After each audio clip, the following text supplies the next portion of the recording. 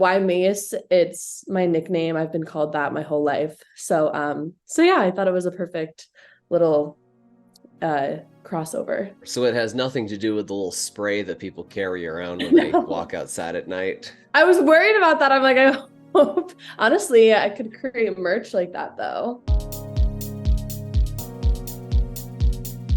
So you used to go by Macy Kate, and I want to start with that because you can't get to know someone without starting with the name. Why'd you change it? I had an idea a couple of years ago that I had wanted to make a change or shift. I feel like as creatives, we kind of go through these certain phases and waves of, hitting a plateau or going through like creative funk, and been through a lot of those. And I felt like I hit this plateau where I was like, I just have to change something. And I was thinking back to when I wanted to change my name, and I was thinking about it. And it really was just a creative, light switch for me. I was like, I think just changing my name will help me re-identify myself. It also matches a little bit more of my music. I feel a little bit, more matured in the name. I feel like I kind of outgrew Macy Kate. I had been Macy Kate for 10 years on YouTube, and that era was very cover driven. And my new originals are really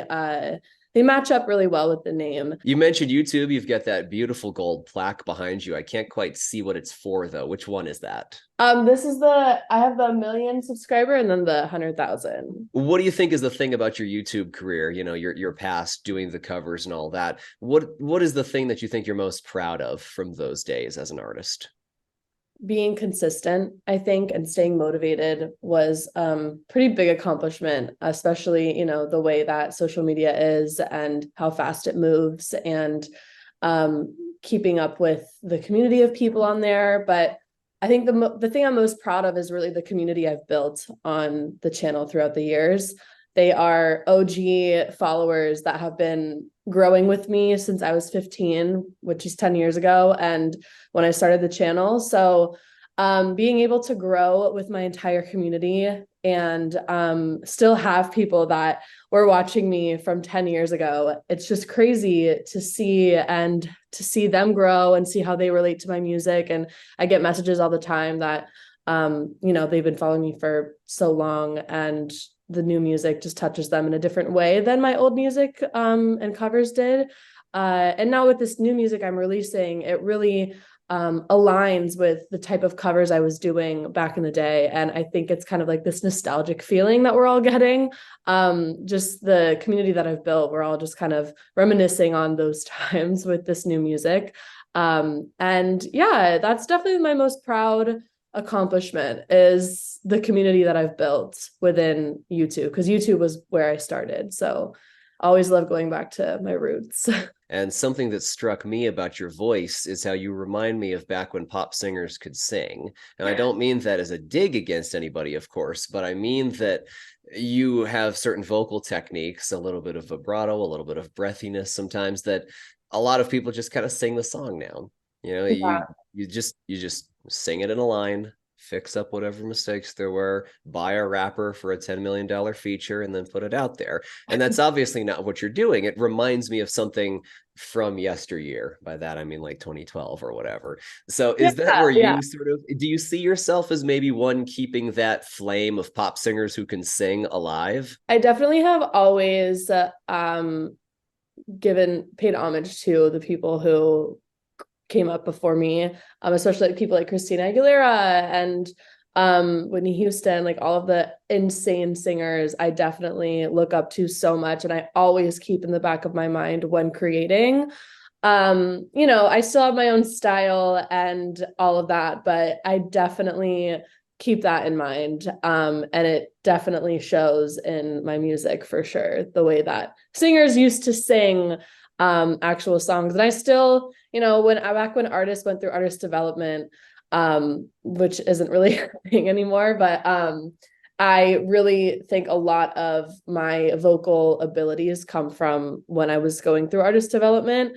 So I do think that has a lot to do with it, and it's not really a thing anymore. So I'm kind of grateful that I went through that. Definitely a nostalgic feeling when creating this music for sure. I think this is a good spot to start talking about your new music. So you mentioned, obviously, you've gone stripped back, and there's a bunch of really sparse, airy sort of production values to your latest songs. My Guy Mars, the Grammy Award-winning producer, working on that with you. And Can't Get Over Us is the song that I want to talk about here specifically. Very soulful, very interesting vocally to listen to. It's not just singing notes in an order. It feels like you are really feeling the story. Was that something that really happened to you, pure and unadulterated? Yeah, I mean, I think with the new version that I just released on, Unplugged, my guy Mars, he's an amazing producer. He did an amazing job on it. I've been working with him for a really long time. When we went in to record it, I had a vision in mind of what I wanted it to sound like. And it definitely was a lot deeper and more meaningful and a little bit sadder.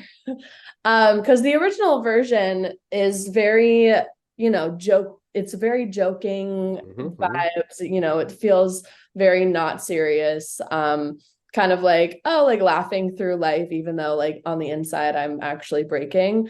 This song now with the unplugged version, it's very much like a I'm already broken song, and I'm showing it completely on my sleeve. And yeah, that was the feeling of this acoustic record, was just to make it a lot deeper, a lot more meaningful, a lot more serious, so people can realize like the seriousness of what the song means. And yes, I did go through everything. I was going through super bad breakup, and definitely felt like I shouldn't be thinking about this person, but I was, and I couldn't get over the fact that we were apart now. And it's crazy how you can go from being so in love and close to someone to just a complete stranger. And that was such a crazy idea for me. So it was hard for me to get over that. And that's why I wrote the song.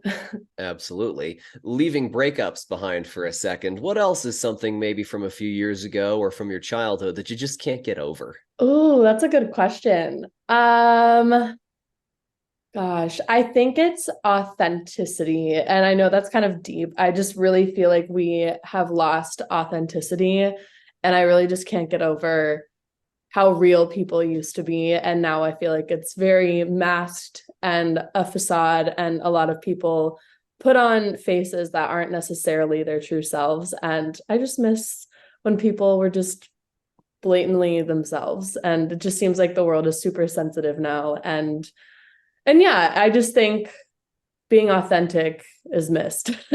For sure. What's the plan for the rest of the summer, Mace? Are you going to debut some of these songs live? Are you going to keep up on YouTube? What's sort of on the agenda? Releasing some more original songs. I kind of was bridging the gap with this EP of going from Macy Kate to MAYCE. I felt like bringing back some of the old music that I released as Macy Kate, but acoustic versions, would help bridge the fact that I was changing. And this EP is a sneak peek of what my music is going to be sounding like. Very vocal driven, very instrumental, very live instruments. I wanted to really bring in the live aspect of it, because I feel like a lot of that is missing nowadays. So yeah, releasing more music in the fall, touring next year, and just getting ready for some holiday music as well. So, and yes, of course, keeping up with my YouTube. That's my favorite place. My whole OG community is there. So a lot of things happening, and I'm super excited. Maybe we'll have to have you back on before that Christmas song drops. Oh yeah, I definitely love that. We I think love a it's a good Christmas little record. early in the year to start talking about sleigh bells and dominant I seven chords right know, but you now. know what? I record all of my Christmas songs in the summer because it catches up to you so quick. Yeah, It yeah. really does. Because I mean, on the other side of that, you could record it in season, but then you have to wait an entire year to release. Yep. Mm-hmm. Yeah. Yeah. A true professional can get it done no matter the temperature.